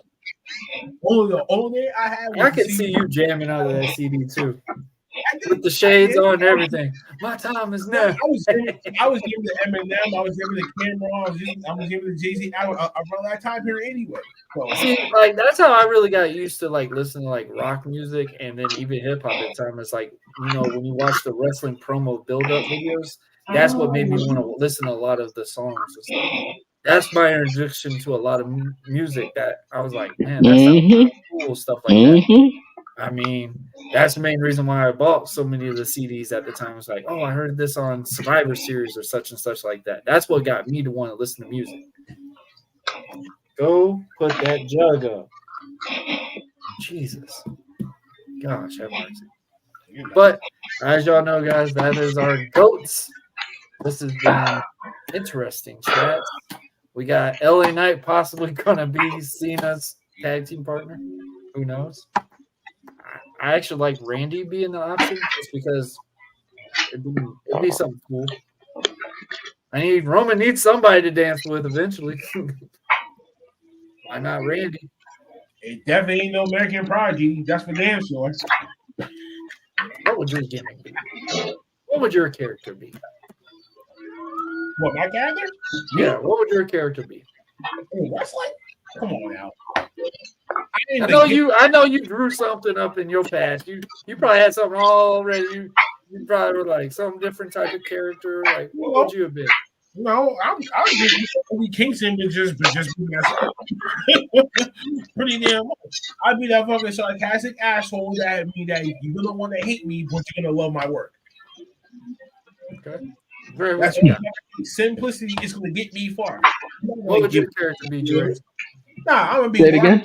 What would your freestyle shit? What you mean? Looking at the crowd and looking at these kids like saying, "You ain't shit." Y'all get me the fuck over quick. You ain't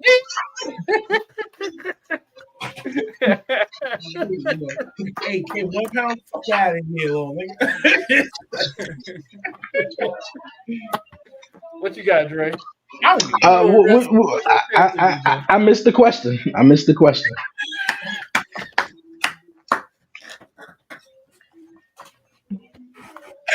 All right, so we said, because he kept making fun of my character, and I said, all right, so what character would he have been if he was a wrestler? So what would your character have been? What kind of imagination would you have had for your character? I know you would have been one of the ones that wanted to be on that top rope. We know.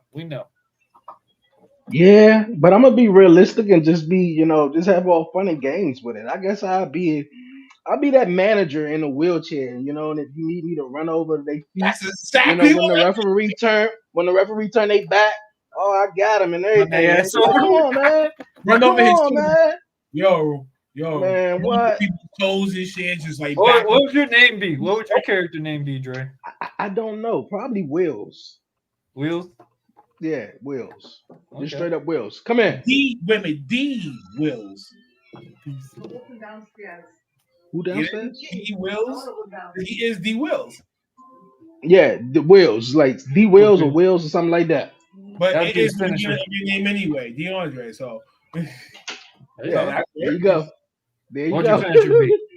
Would you have like a megaphone? I don't know.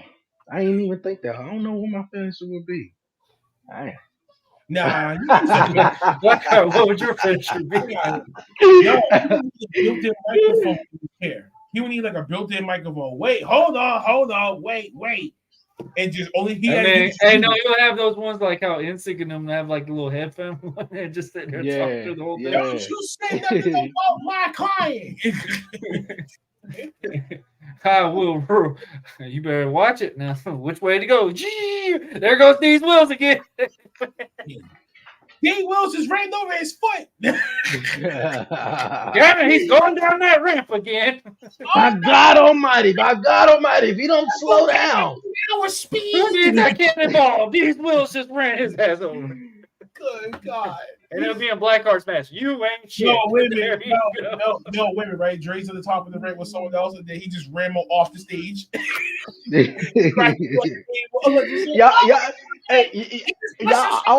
I don't know if y'all remember that time where John Cena, actually Zack Ryder was beefing with Kane, and he had got injured by Kane, and he was in a wheelchair, and Kane had rolled his ass off the stage. Bruh, I died laughing. I was like, why they had to do the man like that? Put him in. Did you see the match I showed you? The one where I had that tag match and the dude flipped over on the guy in the wheelchair? Yeah. Dude, the whole match was basically just erased after that, because after the dude hit, everybody's just sitting there like, we know damn well that wasn't part of the script or anything. And then you got Dylan in the back. He's sitting there like, I got him. That was great. Okay, baby. That's so messed up. Bro, he came up with that whole plan too, and I was just sitting there like, so I'm in the corner and I'm sitting there trying to look at it. My opponent's not paying attention. I'm sitting there, I'm like, bro, just hold on. Just hold me, like, put your foot on me. I want to see this bump. Like, Dylan's been telling us all day, like, hey, I'm going to show you. He's going to hell for that one. I'm going to be a good bump. I'm going to be good. So I'm holding down, and then Brutal picks me up, throws me in the corner. I said, you asshole. It slapped me, and I'm sitting there. And then we just hear, like, the crowd was into it. The USA chants and all that crap was going. But when he hit that floor, bro, you could hear the slightest noise. That place was silent. The rest of that whole premiere, like, it was so crazy. Like, Dylan comes in, it's like, I got him. And you got people trying to go in the back, trying to see if there's an ambulance out there for this guy in the wheelchair that got hurt. But no, like, it was interesting, man. It was an interesting concept, man. And like, I like how what you just said with that, Dre, because they literally have, like, their gimmick is the Dylan Wheeler Incorporated, and it's the guy in the wheelchair. And they use, and then the moniker is that they have, like, one of those little handicap stickers, and then they stole. Like, yeah. Oh yeah. Hey, man. Okay. It's crazy how independent wrestling works, buddy. It's crazy. Yeah. But guys, anything for anything, man, for real. But guys, we're on victory lap time now. I'm hoping the Jaguars are gonna play like a team that I believe again this weekend, even though they're airing on Disney Plus in a Toy Story form as well. So we'll see how that goes. But who wants to go? Dre's rolled out of here again. I'm here. I'm right here. You're ready to roll somebody over. Until Dre comes back to the screen, I guess I'm not gonna be able to leave out tomorrow. No, that's funny. Wait, I mean, I'll go next. I mean, put pillows across the wall. My chair's easier to move, bro. Damn. Bro. Like, nah, wait a minute. Hold on, Dre. I got you right here. All Dre gotta do is just all Dre gotta do is go at 10 miles an hour, run over your pretty little fucking little. I just said 10 miles an hour. He will move. Oh man. Had exact same speed. So Dre, you gotta time yourself. Go right at 10 miles an hour. Okay, I got y'all. That man said he gonna take some practice. Crush his damn finger so he can't grip. So if he can't grip, he can't wrestle. That's his money. Right. You right. No iron claws here. Anyways, so we here. Thank you for tuning in. Thank you. Like, share, subscribe, be notified. Comment, share, let this thing grow. So, you know what I'm saying? We're back for last week of wrestling, Friday night, 11:15 Eastern Standard Time. We got a great few topics. Well, we got some great topics to discuss. I know we've been out for a week, and we got a special guest, Warren Buzzard Marlowe, the American Prodigy, the American Deadpool, everything else under the fucking sun. He's gonna be a special guest. You were doing good, and then you fuck it up. Check out Black Horse Angels. The girls, they're back. The girls is back again on Saturday, 4 p.m. Eastern Standard Time, and the Wrestling Asylum is back this week, Saturday at 6 p.m. Eastern.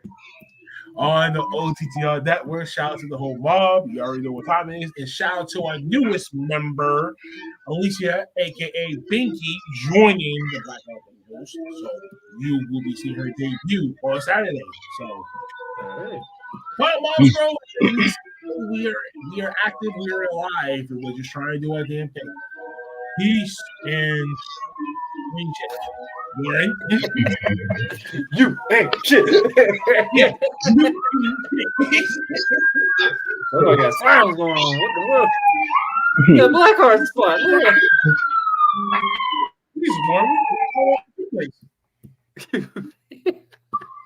So much be going on outside, man. What's going on outside his house? So you much, see so the much. light blaring from his room. That's why I was Oh, like, yeah, wait, it's one thing. Shout out to W, shout out to Soul Lace, and shout out to Dream Alive Academy, Dream Alive University. Definitely shout out to them. Coupons, baby. 10%, 15%, and 25%. Respectfully. So make sure you come out and use the promo code OTTR on all three websites. And this week, guys, they are doing a special 40% off. You have to do it by Friday. You get 2 shaker cups and 2 tubs. Can't beat that. Can't beat that. For only $52, I think. So that 40% off. That does help, man. So go and check that sucker out. This is their 2-year anniversary. So shout out to Dubby. Shout out to him. Give that little plug. All right, Dre, the floor is yours. Hey, man. I appreciate it. This is always dope, man. Make sure you definitely subscribe to everybody that's here. For myself, new episode of the 1130 podcast show is out right now with an awesome guest, Candace Hall. Talk Pro Wrestling is live again on Friday. I got Alex Coquito. He's going to be joining me on Talk Pro Wrestling this Friday. Other than that, man, definitely subscribe. And also, the 1130 podcast, I just found out a couple of days ago that the wrestling podcast is now on Pandora.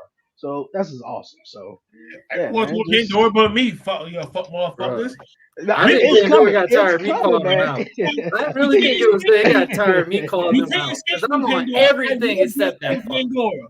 I will get on Bro, Pandora. I was sitting there, I was just like, how come everyone else is on Pandora? And I'm like, how hard is it to get on? And then I got the email, hey, you're on Pandora. I was like, about fucking time, shit. Look, I didn't even get an email. I just checked the whole little podcaster by Spotify thing, and it was telling me the listeners.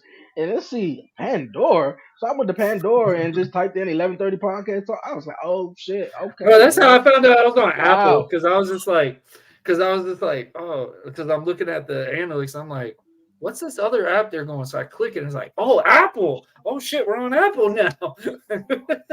Yeah, that's awesome, man. Real awesome. It's crazy, bro. And it, like we've all been saying, you know, the networking does work. And, you know, even though we do pay more visual to the videos, like our show for my show is, if you watch the audio, you're going to get just the interview.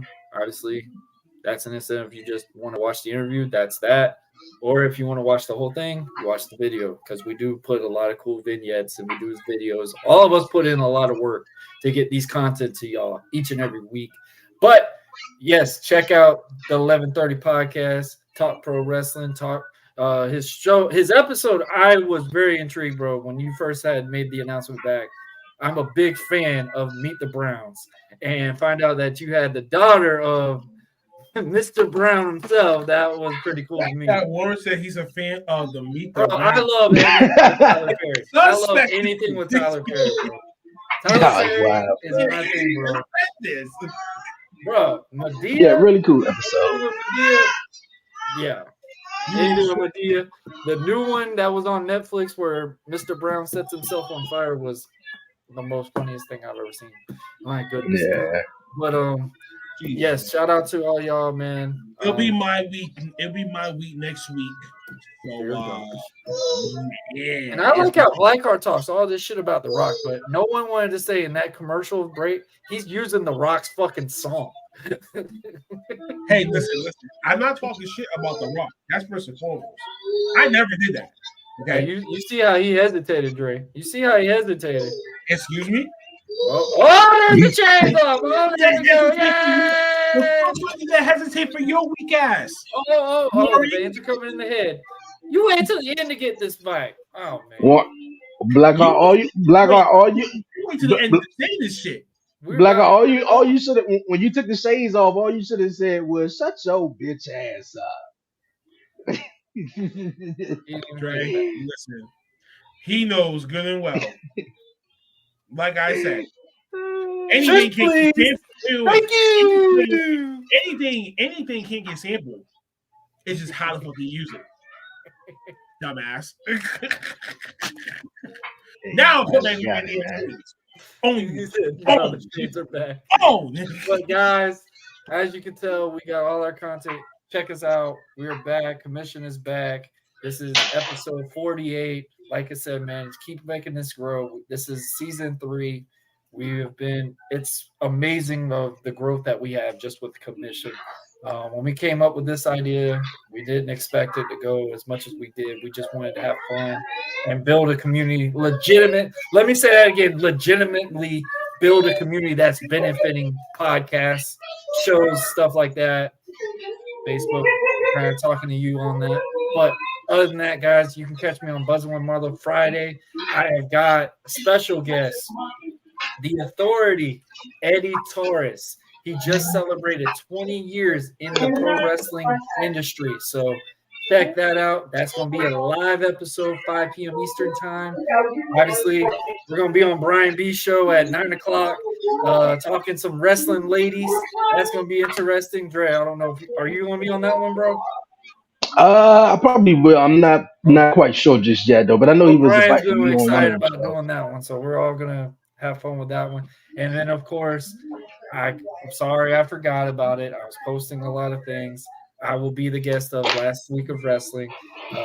My buddy over here reminded me on social media 3 times. I appreciate it. I'm slightly still sleeping, but I appreciate it. Definitely. I got you. So I got a lot of duty going on. Also, shout out to Jason. We'll be on Bring the Pigskin tonight.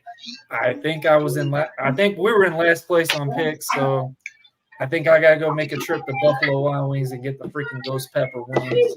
I don't do well with spicy, so who knows what the hell's gonna happen there. But guys, thank y'all for watching. We love y'all, and we hope everyone has a great night. Watch your wrestling, watch what you like, enjoy everything. Blackheart's gotta put his shades back on. But guys, 3, 2, 1, we out. See y'all later. Why are you doing this shit?